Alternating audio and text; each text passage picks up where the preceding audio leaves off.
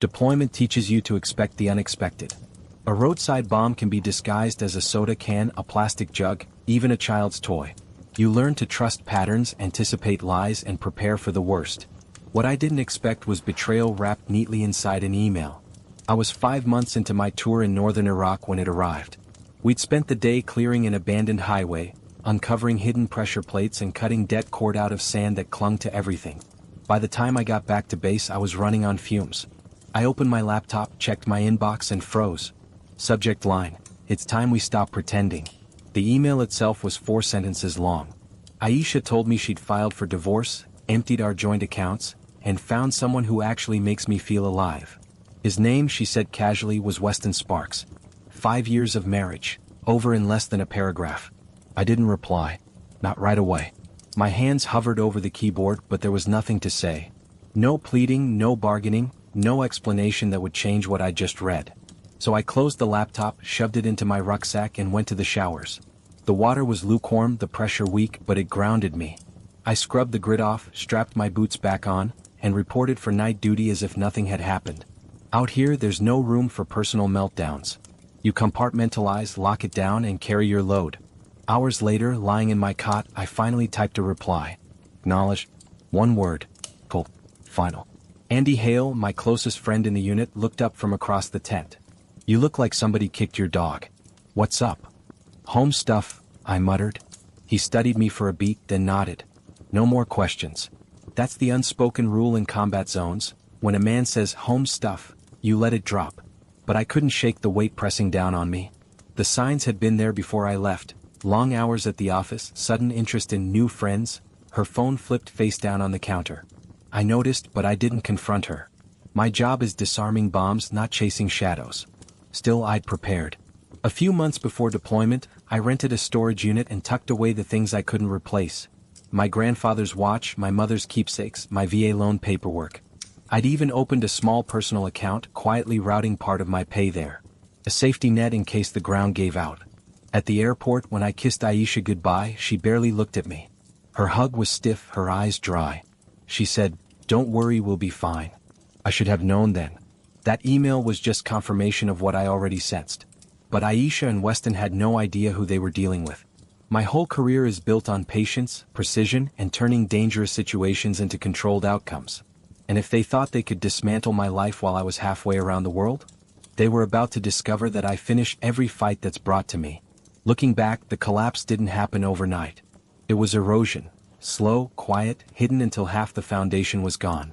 Aisha used to be steady. Not perfect, not overly affectionate, but present. We had our routines. Friday nights ordering Thai takeout, weekend hikes on the Sound, Sunday coffee at the kitchen table.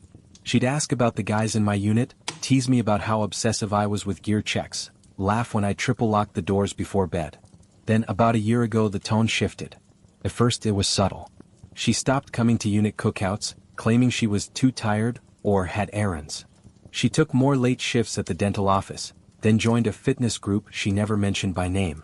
Her phone was always in her pocket, never on the counter anymore.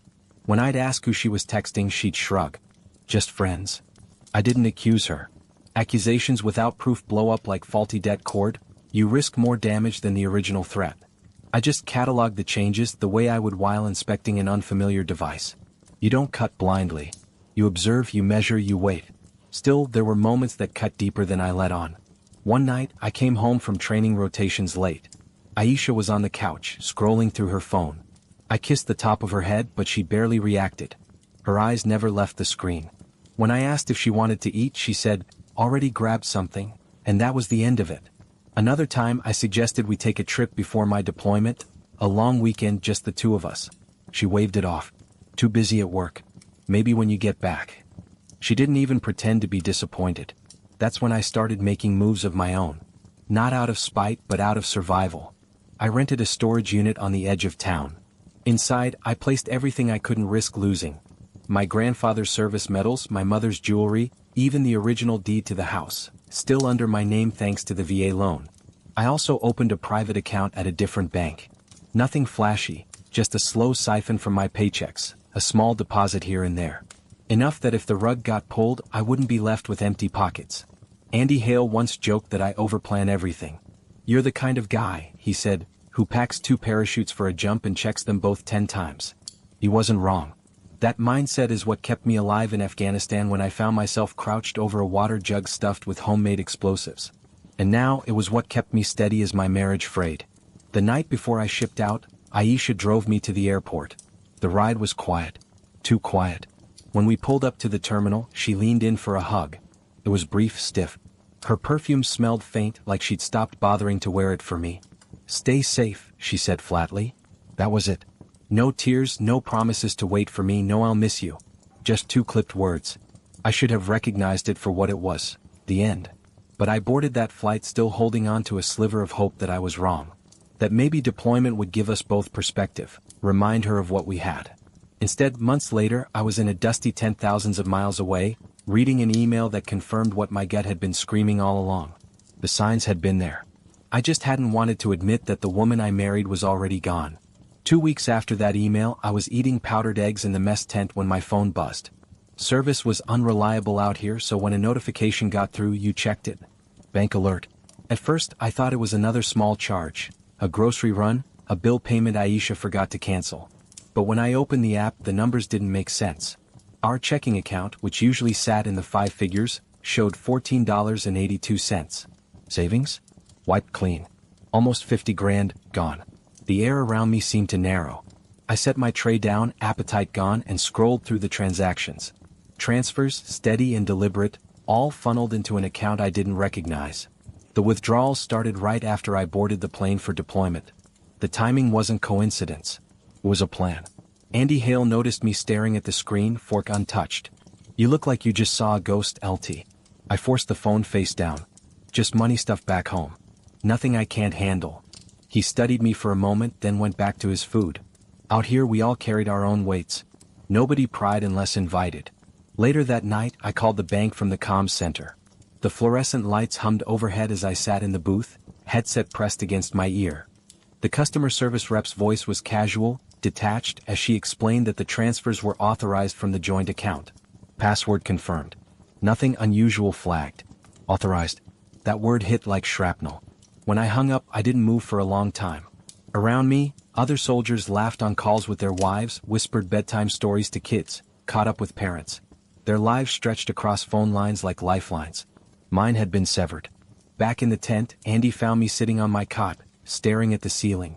He didn't waste time with sympathy. He just asked, "What's your next move?" It was a question I'd asked myself on 100 patrols. And like every time before, I answered the same way: plan the mission. I pulled out my laptop and logged into the security system at home. Something Aisha must have forgotten about, or thought I'd never use. The feed loaded, grainy but clear enough. My house. My yard. And there he was, Weston Sparks, throwing a ball for my dog, drinking coffee from my mug, wearing a hoodie I'd left draped on the chair. And Aisha? She walked into the frame, smiling like she hadn't smiled at me in months, laughing at something he said. My stomach should have nodded. My chest should have burned. But all I felt was cold. Not grief. Not rage. Focus. I opened a notebook and started writing. Contact Maison Fry, Army buddy turned lawyer. Knows how to move quiet. Pull VA loan documents. Check ownership, terms, vulnerabilities. Lock pension accounts. No way she touches those. Investigate refinance rumor. She mentioned house equity months ago. Review state laws. Where does she stand? Where do I stand? It wasn't a to-do list. It was an op order. Aisha thought she'd stripped me down to nothing. But she'd forgotten who I was. I've spent my life crouched over live devices, sweating inside a blast suit, heart pounding while I decide which wire to cut. Mistakes cost lives. Precision saves them. This was no different. Aisha and Weston thought they'd buried me while I was halfway around the world. They didn't realize they'd just armed the wrong man. When the bank confirmed the transfers, something inside me clicked. It wasn't heartbreak anymore. It wasn't even shock. It was mission time. In the field, you learn to compartmentalize. You don't panic when you find a device under a convoy route. You assess. You plot. You cut the wire with precision. That's exactly what I started doing with my life. At 0500 the next morning, while the rest of the unit was still racked out, I sat hunched over a small desk in the corner of the tent, typing on my laptop. My email was short, blunt, and to the point. Subject: need legal eyes. Urgent. Body: Can't explain in detail from here. Forgery, bank fraud, possible real estate angle. Call me on secure line. Gee. I sent it to one man, Maison Fry. Maison wasn't just a lawyer. He'd been an officer once, same as me. We'd gone through training side by side before he left the army for law school. Sharp, meticulous, the kind of guy who could recite statutes the way I could list blast radii. If there was anyone I trusted to help me pick apart Aisha's scheme, it was him. By 0700 I had a reply waiting in my inbox. Call me tonight. Encrypted line. We'll sort this. That was all I needed. When my shift ended, I ducked into the comms booth, headset pressed tight as Maison's voice crackled through the line. Grant, talk to me. I laid it out. Aisha's email, the empty accounts, Weston Sparks living in my house, the security footage, the withdrawals timed perfectly after I deployed. I spoke like I was giving a debrief, every detail logged, no emotion leaking through. When I finished, Maison whistled low. That's not just betrayal. That's organized theft. Can you prove it? I asked. Already started, he said. I'll pull your deed, the VA loan terms, recent filings at the county office. If she touched your house without your consent, that's forgery. If Sparks is involved, that ties him to fraud. They think you're powerless because you're deployed. That's their mistake. I leaned forward, forehead pressed against my hand. What do I need to do? Maison's tone hardened. First, stop contacting her. No angry emails, no phone calls. Silence makes her overconfident. Second, keep recording everything. If Sparks is living in your house, he's leaving fingerprints all over your life. That's evidence. And third, get ready. When you rotate home, we'll hit them where it hurts, legally, financially, publicly. Trust me, Grant, this isn't over. For the first time in weeks, I felt steady. Not happy. Not relieved. Steady. When I left the comms booth, Andy Hale was leaning against the wall, arms crossed. You've got that look, LT, he said. What look? The same one you had in Mosul, right before you ordered us to blow that bridge. Cool. Calculated. Like you already know how this ends. I gave him a tight smile. Maybe I do. That night, I opened the security feed again. Weston sat at my kitchen table, paperwork spread out, Aisha beside him. I zoomed in. Forms. Spreadsheets. Not just playing house, they were plotting something bigger. I hit record. Another piece of evidence for the pile. As I saved the files, I realized something important. I wasn't a victim anymore. Aisha thought she detonated our marriage, scattered me into pieces. But I'm a combat engineer. My whole life is taking what's broken, what's dangerous, and turning it into a controlled outcome. They hadn't ended me. They'd just given me a new mission. When my deployment rotation finally ended, I didn't tell a soul outside of my unit. No Facebook posts, no honey I'm home calls. Aisha thought I was still in Iraq and I wanted to keep it that way. Surprise is a weapon and I wasn't about to waste it. Instead of driving straight to my house, I rented a room in a cheap motel on the edge of Tacoma. The place smelled faintly of cigarettes and mildew, but it was anonymous. That was all I needed. From there I called Maison. We met the next morning at a diner just off the interstate. He was already there when I walked in, tie loosened, legal pad on the table, a stack of folders at his side. He looked up, saw me and shook his head. You look like hell, he said. Appreciate the warm welcome, I shot back, sliding into the booth. He pushed a folder toward me. You're going to want to see this. Inside were copies of everything. The deed to my house, the VA loan paperwork, recent filings from the county clerk's office. And right in the middle, a refinance application with my name scrawled across the signature line. It wasn't my handwriting. They forged me, I said quietly. Worse, Maison replied, flipping to the next page. They listed Weston Sparks as a co-signer. He's not on the mortgage, not on the deed, but they still put his name down. Either Aisha doesn't understand how stupid that is, or she doesn't care. I stared at the page, my stomach tightening. And the bank approved it? They pulled 300 grand out of your equity, Maison said. Some of it's been spent. The rest is sitting in an account under both their names. If this isn't fraud, I don't know what is. I sat back, letting the information sink in. 5 years of marriage, and now she was trying to sell my life out from under me. Weston's got a record too, Maison added, sliding over another sheet. 2 DUIs, 1 fraud charge from a few years back. This isn't his first scam. He knows exactly what he's doing. My jaw clenched. So this wasn't just an affair. It's a setup. Exactly, Maison said.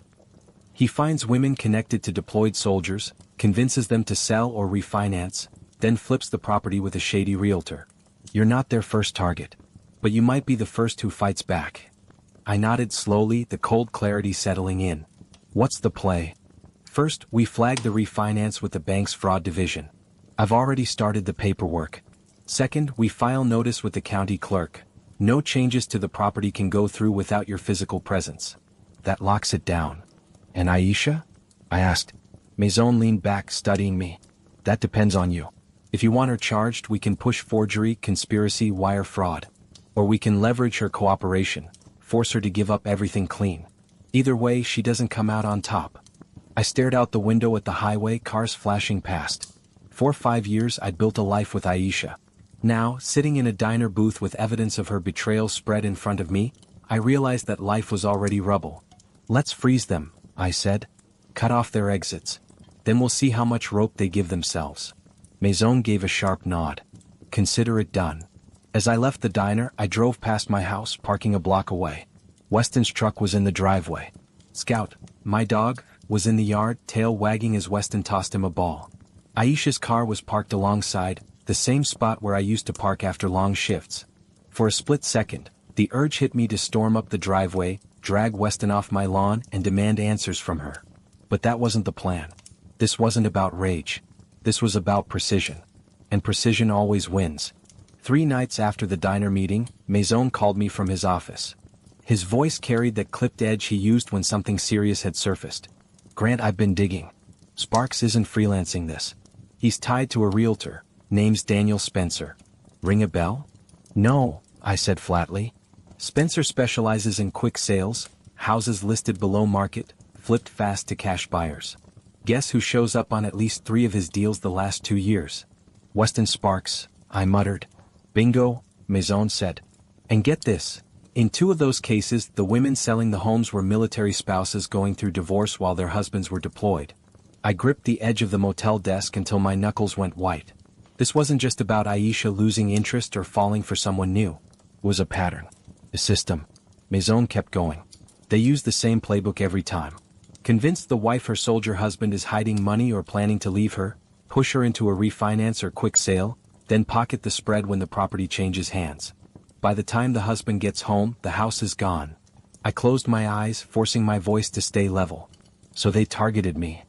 They targeted you because you fit the profile, Maison said.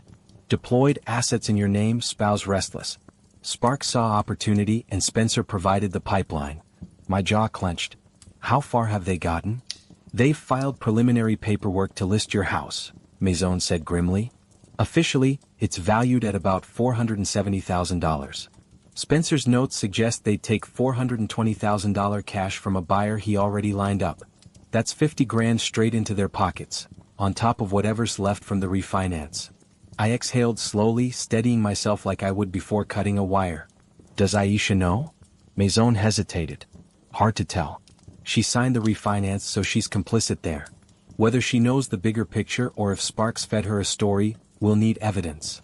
That night, I logged back into the security cameras. Weston was at my kitchen table again, Spencer beside him this time. They had folders spread out, Spencer snapping photos of the rooms with his phone. My dog Scout padded into frame, tail wagging, no clue his home was being prepped for sale. Aisha walked past them, arms crossed, voice sharp. I cranked up the volume. This feels risky, she said. Weston waved her off. Don't worry. Grant's overseas. By the time he finds out, it'll all be wrapped. Spencer chuckled. Military guys always fold. They can't fight battles on 2 fronts. I hit record. Every word, every frame, time-stamped and saved to the cloud. The next morning, Maison and I sat in his office with Agent Hector Liu. He was sharp-eyed, calm, the kind of man who didn't waste words. We've suspected Sparks and Spencer for months, Liu said, tapping his pen against a notepad. Your footage gives us exactly what we need, proof of coordination, not just isolated fraud. What about my wife? I asked. Liu exchanged a glance with Maison. Her role is unclear. If she knowingly participated, she faces charges. If Sparks misled her, she may be treated as a witness. Either way, we're building the conspiracy case first. That's the hammer. I nodded. And what do you need from me? Patience, Liu said simply. Keep feeding us evidence. Stay quiet. If they think you're still overseas, they'll keep walking into the trap. I thought about Spencer's smug laugh on my camera feed. About Weston drinking from my mug in my kitchen.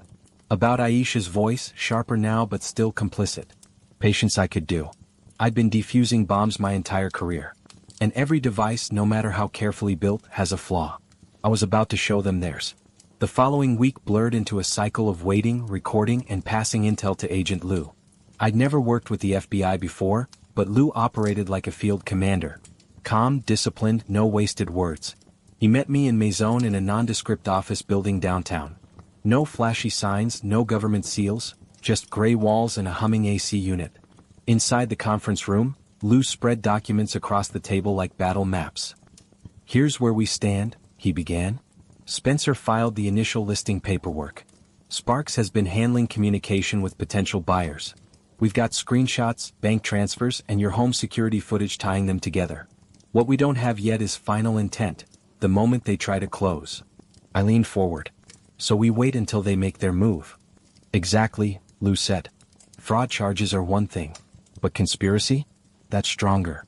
We need to see them coordinate the sale in real time. That's what seals this." I nodded. It was no different from watching an insurgent dig along a roadside. You didn't strike the second you saw a shovel. You waited until the wires were exposed, the charge uncovered. That's when you acted. Maison tapped his pen against the folder. "And Aisha?" Lou's eyes flicked to me. So far, her involvement looks secondary. She signed the refinance, which puts her on the hook. But Spencer and Sparks are the architects. We build the case around them first. I didn't argue. I wasn't interested in throwing Aisha in a cell. I wanted her stripped of everything she thought she gained. Back at the motel, I kept watching the feeds. Spencer came by the house twice more, clipboard in hand, snapping photos of my living room.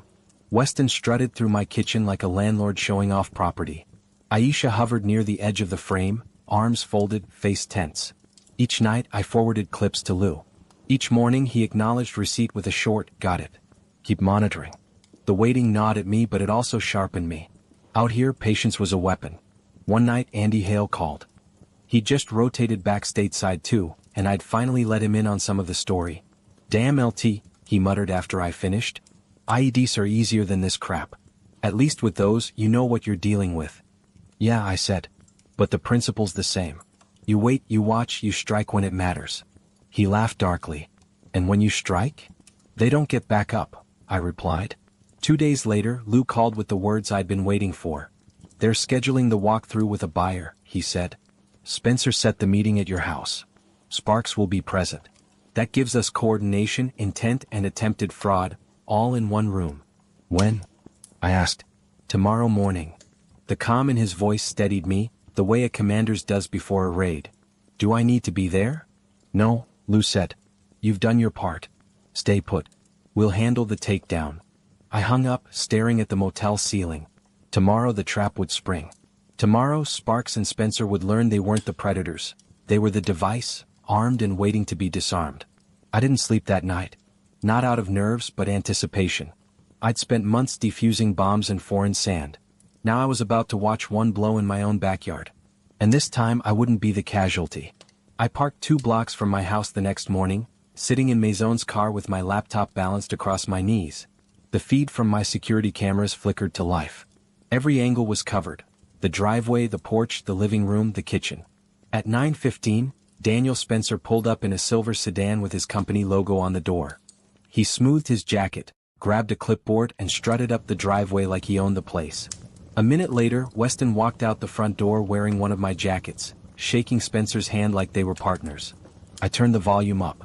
"We'll list at $470, Spencer was saying. "Buyer will offer $420, we accept. Quick close, everyone's happy." Weston smirked. "And Grant? He's stuck in Iraq. He won't know until it's too late." Beside me, Maison muttered, "Idiots just wrote their own indictment."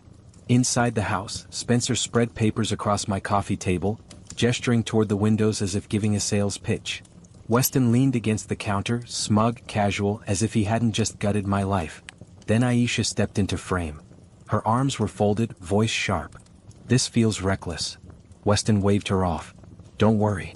By the time Grant finds out, this'll be locked down." Spencer chuckled. "Military guys always cave. They don't fight back." I hit record and forwarded the live feed straight to Agent Lou with a single line.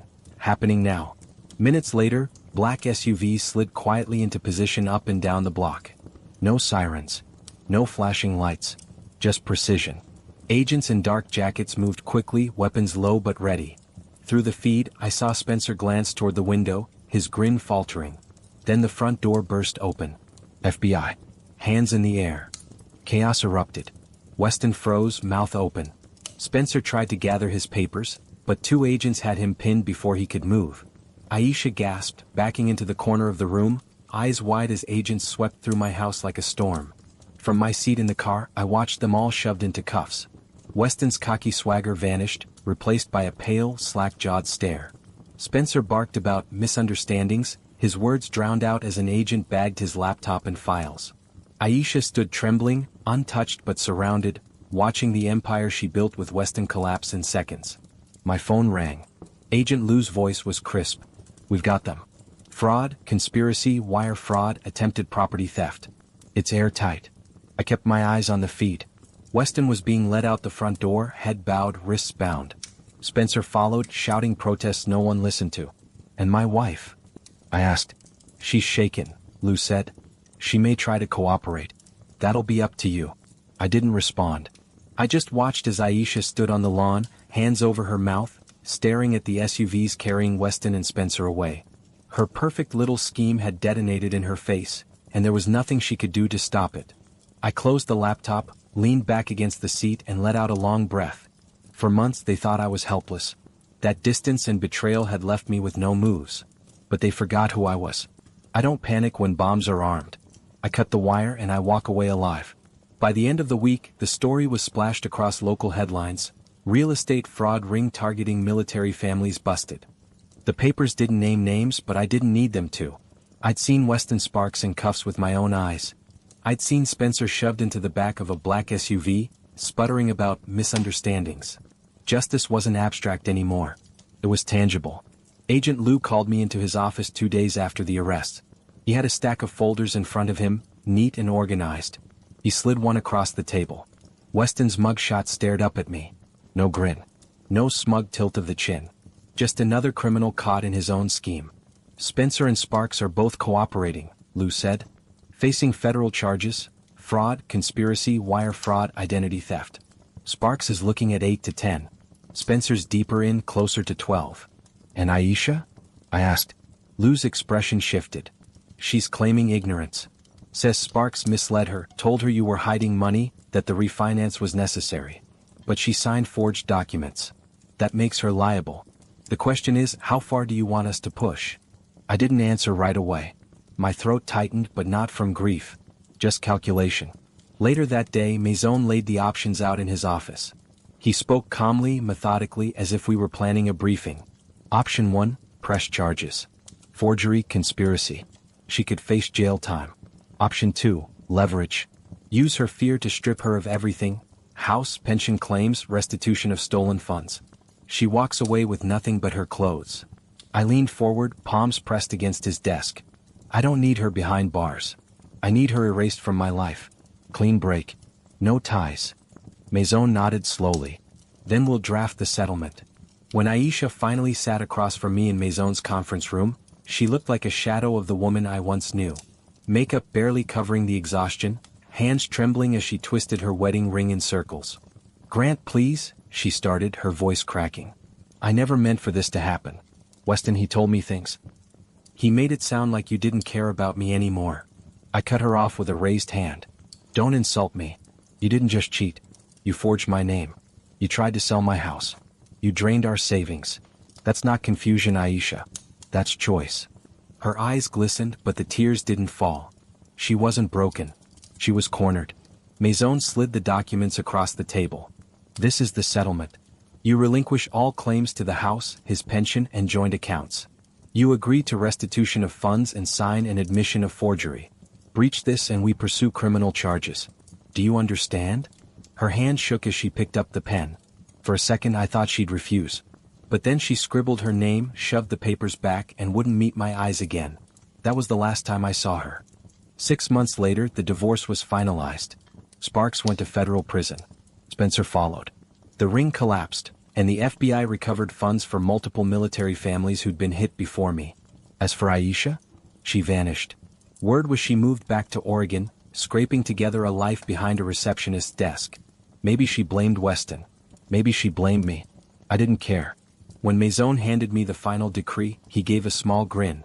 Congratulations, Lieutenant. You just detonated their entire scheme without firing a shot. For the first time in a long time, I let myself smile. The divorce papers arrived in the mail 6 months later. One envelope, a neat stack of legal language that reduced 5 years of marriage to a signature and a seal. No more arguments, no more lies. Just silence. I didn't celebrate, but I didn't mourn either. It was over, and that was enough. I didn't keep the house. Too many ghosts in the walls. Every corner reminded me of what I'd come home to on that laptop screen. Weston in my sweatshirt, Aisha laughing in my kitchen. I couldn't stomach living inside that memory, so I sold it. The settlement and restitution from the fraud gave me a clean cushion, more than enough to rebuild. I bought a cabin outside Missoula, Montana. 10 acres, a creek running along the property, mountains rising in the distance. No neighbors for miles. Just quiet. Real quiet. Not the heavy silence of the desert, but the kind that breathes, wind in the trees, water against rocks, the bark of my new German Shepherd, Ranger. Ranger didn't care about divorce decrees or fraud cases. He cared that I threw the ball, that I filled his bowl, that I came home at night. That kind of loyalty couldn't be stolen or forged. I retired soon after. 20 years in the Army was enough. The pension covered the basics. I picked up carpentry work for locals, fixing barns, building decks, and crafting furniture. My hands had spent years dismantling things, cutting wires, neutralizing threats. Now they have built again. Felt good. Some nights I'd sit on the porch with Ranger at my feet, a beer in hand, watching the sun bleed over the mountains. My life wasn't glamorous. It wasn't big, but it was mine. Untouchable. One afternoon a letter came in the mail. No return address, just shaky handwriting on the envelope. Inside was a short note. Lieutenant Foster. You don't know me, but I want to thank you. My husband is Navy. While he was deployed, Sparks and Spencer tried to rope me into a refinance scheme. They told me I'd lose everything if I didn't sign. I almost did. Then the FBI showed up before I put pen to paper. They said your case blew it wide open. You saved our home. You saved me. Thank you. J.M. Fort Worth. I read it twice, then pinned it to the refrigerator. Whenever the silence got too heavy or the memories too sharp, I looked at that letter. It reminded me that something good had come out of all the wreckage. Aisha had tried to dismantle me. Weston and Spencer had tried to profit off my life. But in the end, they were the ones left with nothing. And I was still standing, bruised, scarred, but standing. Justice didn't come fast, and it didn't come easy. But it came. And out here, with Ranger by my side and the creek running steady through the trees, I finally understood what real freedom felt like. Not the kind you fight for in foreign sand. The kind you build for yourself when everything else has been stripped away.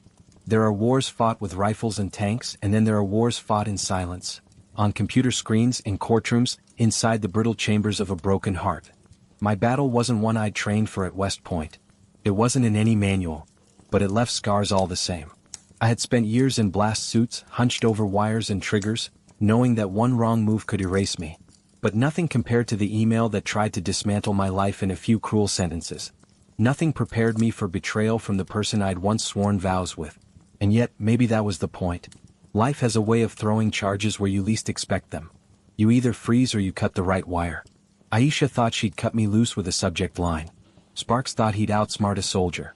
Spencer thought greed would keep him untouchable. They were wrong. They forgot who I was. They forgot that men like me spend our lives finding the weak points in explosives, in bunkers, in lies. What they built was fragile. And I tore it apart piece by piece. I don't wear their betrayal like a wound anymore. It isn't a badge and it isn't a curse. It's just history. They got their sentences, some behind bars, some trapped in smaller lives than they dreamed of.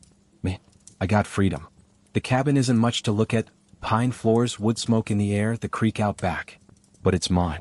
Every nail in the beams, every scar in the workbench, every track Ranger leaves by the door, that's mine. Built by my own hands, rebuilt from nothing. And maybe that's the truest victory. Not the kind you can parade, not the kind that earns medals or headlines. The quiet kind. The kind no one can take away. So when the night falls and the mountains turn black against the stars, I sit on the porch and listen. Not for detonators, not for lies, but for the simple, steady sound of running water. It's not the life I thought I'd have. But it's the life I claimed back. And in its own way that's enough.